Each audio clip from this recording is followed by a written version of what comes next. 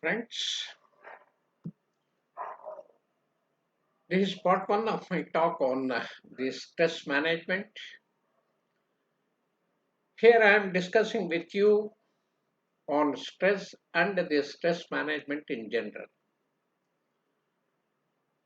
I have collected the information from the different authentic sources and I am placing it before you for your kind perusal and its implementation.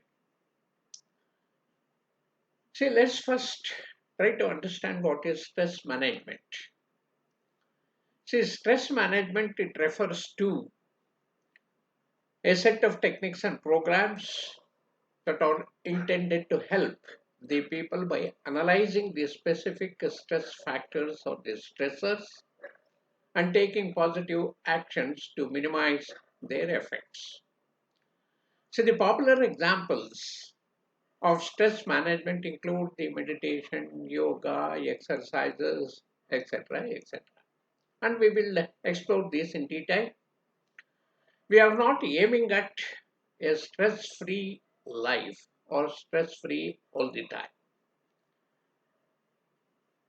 And it is unrealistic.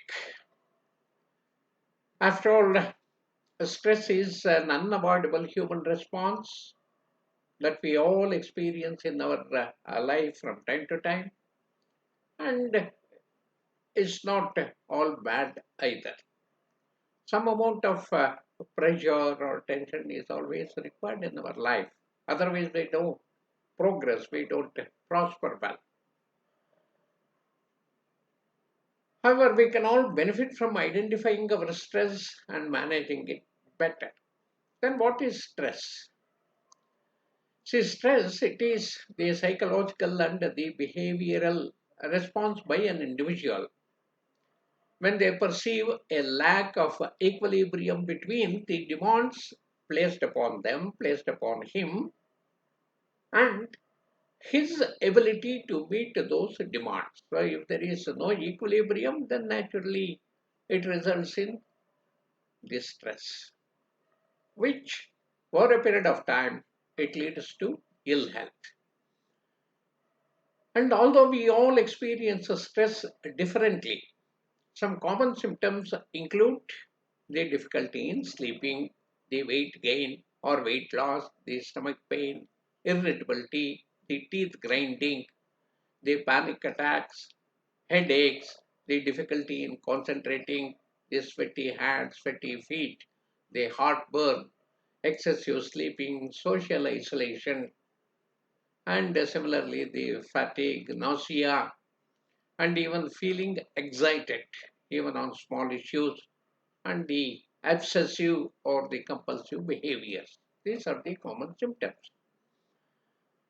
And stress is also, as I said earlier, it is helpful to a certain extent. Historically, stress is our friend. It acts as a protective mechanism that warns us of a danger. So, a natural reaction that tells us when to run. And when you see a tiger, when you see a snake or fire, you run out and save your life. So, this stress is therefore required for our survival. When used at the right time, stress increases our awareness and it also improves our physical performance in short bursts. But then why stress is harmful? See, the repetitive exposure of the stress response on our body, it is proven to lead to long-lasting psychological and physical health issues. And these include even the cardiovascular diseases, diabetes, anxiety, depression, etc. etc. Then what is burnout? See, the difference between the stress and the burnout is the stress is inevitable, whereas burnout is not inevitable. It can be avoided. While stress is our response, burnout is the accumulation of the excessive stressors over time, which results in unmanageable stress levels. So, the burnout therefore refers to the effect of extreme stress. So, it is the consequence of the excessive stress placed on any individual. no matter, what occupation he holds. So when we get to the point of no longer being able to cope up with the stress, then we are burned out. We say we have reached the stage of burnout. So like a candle. So this is when the stress management can offer tools and help people avoid the unpleasant experience of burnout. See, stress, it has been referred to as the silent killer, as it can cause heart diseases, high BP, even chest pain, irregular heartbeat, and so on. And even the hair loss can happen up to 3 months after a stressful event. And the stress accounts for roughly 30% of all infertility problems in both the men and women. And even people have found out the stress worsens the wounds, it worsens the skin. Stress can also cause the weight gain too. And the stress hormone, the cortisol, it has been found to cause both the accumulation of the abdominal fat and the enlargement of the fat cells, causing the diseased fat. So, even correlations or say the link also has been found between the stress and the top six causes of death: the cancer, lung ailments, heart diseases, the liver problems, accidents, suicide, and so on. So, in children, this chronic stress has been found to negatively impact their developmental growth due to a reduction of the growth hormone in their pituitary gland. So, friends, the word stress in Latin actually means to draw light. So, in the event of chronic stress, dominant hormones are released into our brain, and these hormones are intended for short term emergencies. And in the event where they exist for extended periods in the brain, they can shrink, impair, and kill the brain cells. So, stress can increase the likelihood of developing the blood clots, and blood becomes a thicker, and chronic stress can also cause damage to the arteries and the other important organs, vital organs. Stress, it is also responsible for altering our blood sugar levels, which can lead to fatigue, mood swings, and the metabolic syndrome. On a positive note, we can reduce our stress levels by laughing. So this lowers the stress hormones like the cortisol and the adrenaline. Laughing also strengthens our immune system by releasing the positive hormones. And even dark chocolate has been found to reduce the stress hormones. So before discussing the stress management techniques, there are several factors to consider. So first we have to understand I mean, our stress. So why is it due to? How do you stress yourself? So it can be different for different people. And number two, identify your stress sources. So what causes you to be stressed? So whether it is an account of work environment, heavy workload, or whether it is due to family, friend, domestic friend, change in the school, change in the college, change in work, or any other. There are thousand potential triggers. So we'll have to find out the source causing us this stress. And number three, we have to also learn to recognize the stress signals, because we all process and um, uh, we also exhibit these symptoms differently. Different people have different symptoms. So it is important to be aware of your individual stress symptoms. So what are your internal alarm bells? Whether it is a low tolerance or headache or stomach pain or a combination of the above, we'll have to find out. We'll have to understand this. And we have to also recognize the stress strategies. So what is your tactics for calming down? So this can be the behaviors learned over the years. And sometimes they are not the healthy options also.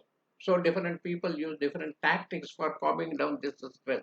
For example, some people cope with stress by self-medicating with alcohol or overeating. And Number five, you implement the healthy stress management strategies.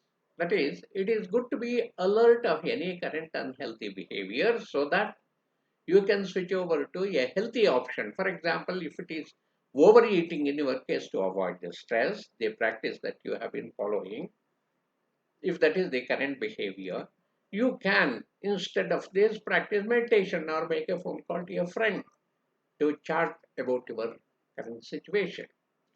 So make always a self-care priority. So first, we should give priority to ourselves. You should give priority to yourself so that you can take care of others. If you're, good, if you're nice, if you have good health, if you're free from stress, and ask for support when needed. If you are feeling overtense, you reach out to a friend or family member that you can talk to. So speaking with a healthcare professional can also reduce the stress. And there are different stress management techniques and strategies, not one or two, several. So these techniques are in a way categorized, mainly categorized into three groups. They are the action-oriented approaches, similarly the emotion-oriented approach, or the acceptance-oriented approach. So coming to the action-oriented approach, here to take action to change a stressful situation. In the case of emotion-oriented approach, here to change the way we perceive a stressful situation. And in the case of acceptance-oriented approach, this is used for dealing with stressful situations you cannot control. So you will have to simply accept. So coming to the details of the action-oriented approaches, number one, be assertive. That is, clear and effective communication is required to be assertive, always. So when we are assertive, we can ask for what we want or what we need and also explain what is exactly bothering us. And number two, you'll have to reduce the noise. That is switching off all the technology noises and the human noises. That is make time for some quietness every day. Remember that this method of recharging, it is a very, very effective way of tackling stress. So create silence for some time. Live in silence for some time. So manage your time. So when we prioritize and organize our tasks properly, manage properly, effectively, efficiently, then we definitely create a less stressful and more enjoyable life. And we have to also create boundaries. See, boundaries are the internal set of rules that we establish for ourselves. So healthy boundaries, they are essential for a stress-free life. So let's say you are invited to a social event, a marriage or some function, important function this weekend, but you have no time for yourself, you cannot attend. And the idea that you are hurting someone's feeling if you don't attend is always chasing you, it is bothering you. Then what decision you have to take, where you have to draw the boundary? If no one cares, maybe you decide to have a low key evening by yourself. And if someone really cares and that relationship really matters to you, you would probably benefit more from making an appearance, at least a small or guest appearance at the event. So this decision you will have to take and draw the lines. So sometimes it is best not to try contending with the racing thoughts. Take a break, distract yourself, watch a movie or phone or catch up with a friend, go for a walk, or you do something positive which takes your mind off the stress. And coming to the emotion oriented approaches, they are used to change the way we perceive these stressful situations. See, the greatest weapon against stress is our ability to choose one thought over the other. So the power of positive or affirmative thoughts, it is now scientifically also proven to increase the positive emotion. How? See, when you think of a positive experience, your brain perceives it to be a reality. So replace those negative thoughts with positive statements and a challenge, and change the way you see and experience the world. So you take even this stress as a challenge. So that's how you will have to change the negative thoughts into positive thoughts. So essentially, more optimistic your beliefs are, the more positive are the outcomes. And coming to the acceptance oriented approaches, they are useful in stressful situations that you cannot control. That is, men are disturbed not by things, but by the views, they take of them. So even diet and exercise also is important, very, very important, plays a dominant role in controlling our stress. You have heard a saying that you are what you eat. So have a balanced and healthy diet, making a simple diet changes such as reducing or totally avoiding the alcohol, caffeine, means coffee, the sugar intake. It is all a proven way of reducing the anxiety. And another guaranteed way to reduce the stress is exercise. So, in relieving especially any mild depression, if any. And the meditation and physical relaxation also is a very important technique. So, use techniques such as deep breathing, guided visualizations, the yoga, and the guided body scans. So, these activities help to relax the body and provide you a stress free environment. And you also build resistance or the resiliency, what we call is our ability to bounce back from the stressful or the negative experiences. And you always talk it out when you are in stress. Please be bold, open. So talk it out, don't hold it all inside. So you talk to someone close to you about your worries or the things getting you down. Sharing worries can definitely cut them into half and also give you a chance to laugh at potentially absurd situations. So if you don't feel like sharing, better writing them down is also a great way to release them. Or maybe engage with an independent professional. So there are plenty of services available, including the free services. And at the end, again, sleep is very, very important to be free from stress.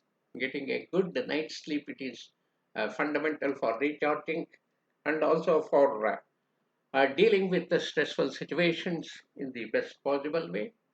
While it varies from individual to individual on the exact amount of the sleep needed, an uninterrupted sleep of approximately 7 to 8 hours is generally recommended. So thank you, friends. So with this, I am concluding my talk.